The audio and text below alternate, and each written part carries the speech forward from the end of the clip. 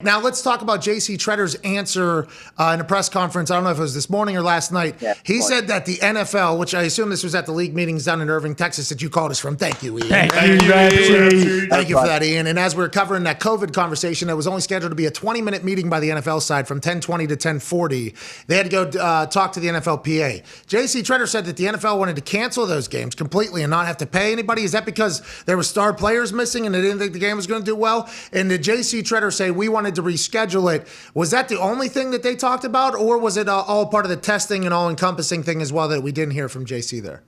Yeah, I have a lot of respect for JC Tretter. He really has done an incredible job despite unforeseen and absolutely astounding circumstances.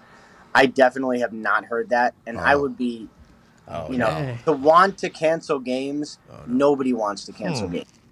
I mean, the teams need the games because they would like to play them, and also they would like to make money. And the players need the games because they would like to play them, and also they would like to make money. And so I've not heard at all that anybody wanted to cancel games. I thought the biggest complaint as far as what the NFL wanted was they wanted to keep the games there, and I believe the players wanted to move them.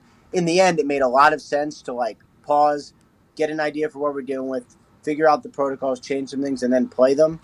And I'm honestly not even sure moving them had that big an effect. I mean, Von Miller came back, but none of the quarterbacks did. Yeah.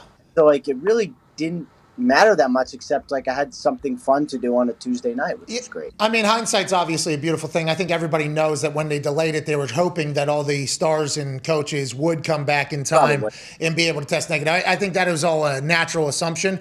But what you're saying here, and I mean, why would Ian, who works for the NFL, not speak for the NFL in this particular conversation? So we have to take that with a grain of salt while we listen to that. Yeah, we have to. We have to, because we know who's right. Hey, we understand where you're coming from, dude. All right, we understand where you're coming from, who you work for. We have to, because we have brains, honestly. And by the way, the fact that you work there is the reason why we have you on the show. Also, because you're incredibly funny, but because you have credibility. You have really a lot of credibility because you and Dan Zeus. You guys represent the fucking league, dude. J.C. Tretter on the NFL, he said that they wanted to cancel the games, and the NFLPA said, no, we ain't canceling because that means players aren't getting paid. We had Ian Rappaport on earlier and said he ain't never heard anything of the such.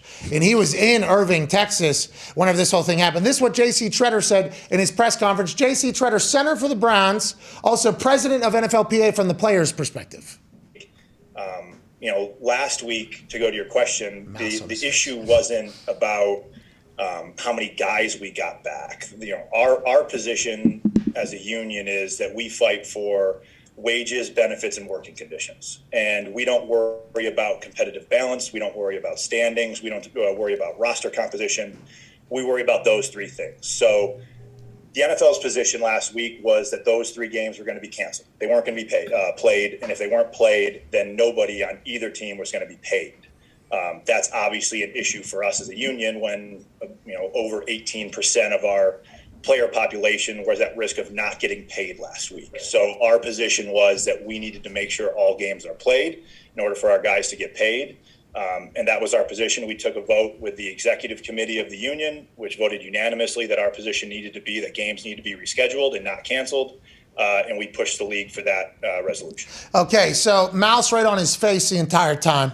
Could have been moved, but the words definitely heard. And shout out to Mary Kay putting that on the internet and us getting to hear from J.C. Tretter in the middle of all this. Ian Rappaport said he never heard that at all. So that made me immediately think, if Ian Rappaport's telling the truth and J.C. Tretter's telling the truth, how is there a loss in translation from the league meetings in Texas to J.C. Tretter, who's in Cleveland, in this entire meeting? Or is this all just leverage? Is this all leverage being talked about right now publicly by J.C. and the NFL? How the hell did this happen? Yeah, I don't know. Is it just because the NFL they're not going to publicly sit out there and say, no, we wanted to cancel the games? Yeah, and maybe they're having Ian go out there and do it. Oh, yeah, could be. And we actually said to Ian's face, Ian is representing the NFL right now. We have to do this. We have to say this. But that's two very different variations of the story. And if that was happening from just that one league meeting about that one decision, how often is there miscommunication happening between the... Yeah. A lot of times I think you realize that when you think something is so detailed and they're all, they're squared away and everything's perfect. Oh, no. The homie, dude. I mean, I feel as good as I did. I feel way better today than I did the last 2 days. Thank for God. sure. Hey, you powered through. We didn't even notice, right? No idea. We didn't even notice, dude. You did great. Good. I mean, It's going around yesterday- here. Whatever the flu situation is going around in Ohio. Oh, the flu, yeah. Yeah, sure. I mean, I tested The old twice. I Ohio thought I had flu, it. huh? You were about to say something right there before you choked. Yeah, I have no idea. COVID. No clue now. Everything's not as polished, I think you were saying. Yeah, like when we talk about execs in this, Pat, you think somebody has this high position. Oh, this dude's a genius. This lady's a genius. They make great decisions every single day. No, you realize they're humans. They're people. There's miscommunication all the time. And a lot of times everybody's not on the same page and nobody really knows what's going on. Especially as this world grows into the super, everybody buys up other companies underneath their company, and it becomes these super companies that have 6 different divisions within the company. And the left hand has no fucking idea what the right hand is doing. Nope. But both of them have the idea to save the entire company. So it's awesome. Hey, congratulations. Good works. To both of them. And I feel like when you get a peek behind the curtain at a lot of things, there's a lot of egos in positions, where people are trying to look out for their legacy and their decision making. There's a lot of public perception that has to be saved in a lot of decisions that are made publicly. I think that is the craziest thing as we kind of grow through this life. Oh, yeah. Yeah. Oh, they don't know shit. Oh, they got fuck no either. idea what the No fuck's going on. clue. Oh, they got no clue.